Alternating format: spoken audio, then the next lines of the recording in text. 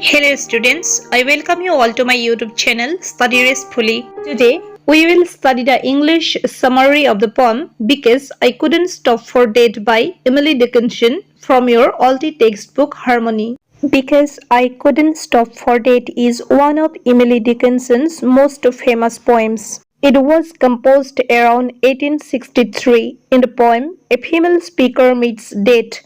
Death is depicted here as a kind gentleman and takes her for a ride in the carriage.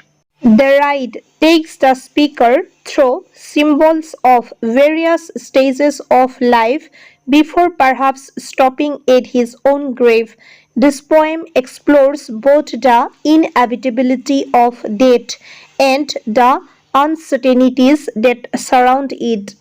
These happen when people actually die. Now let's take the first stanza. Because I could not stop for death, he kindly stopped for me.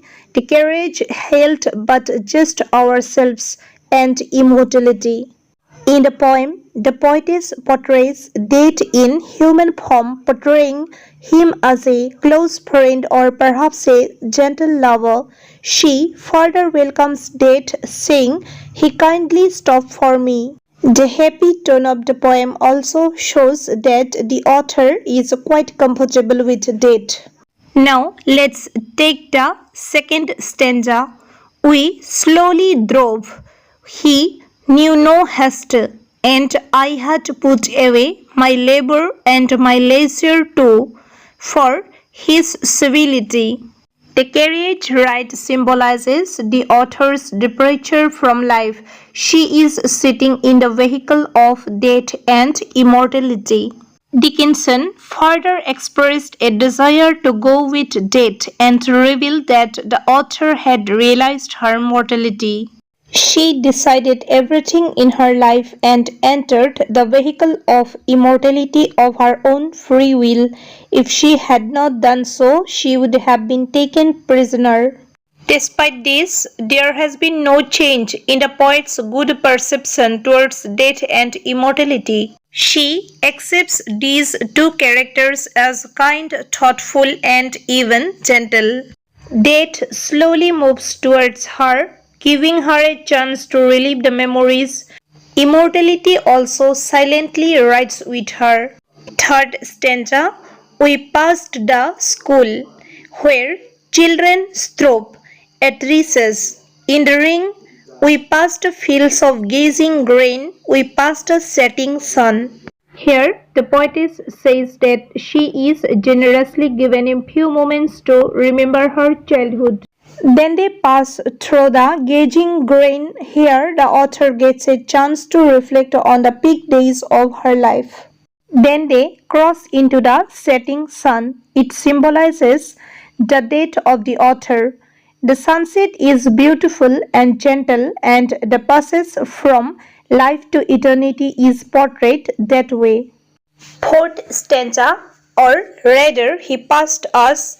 The dews drew quivering and chill, for only gossamer, my gown, my tippet, only tulle. We see a sudden change in the tone of the fourth stanza. Suddenly, as the sun sets, the author realizes that she is quite cold and she begins to shiver. Then she finds herself scantily clad. Before this moment of realization, the author felt quite comfortable with death and immortality. After all, she was riding with them only in her sheer nightgown. Let's move towards fifth stanza. We paused before a house that seemed a swelling of the ground. The roof was scarcely visible, the cornice in the ground.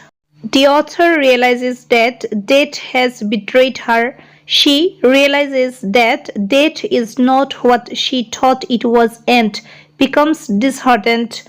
The sun has set on her life, and as she stands in front of her new forever home, despair envelops her.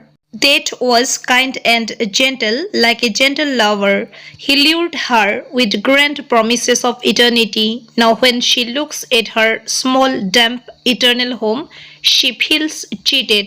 Sixth and the last stanza, since then is centuries and yet feels shorter than the day I first surmised the horses' heads were towards eternity.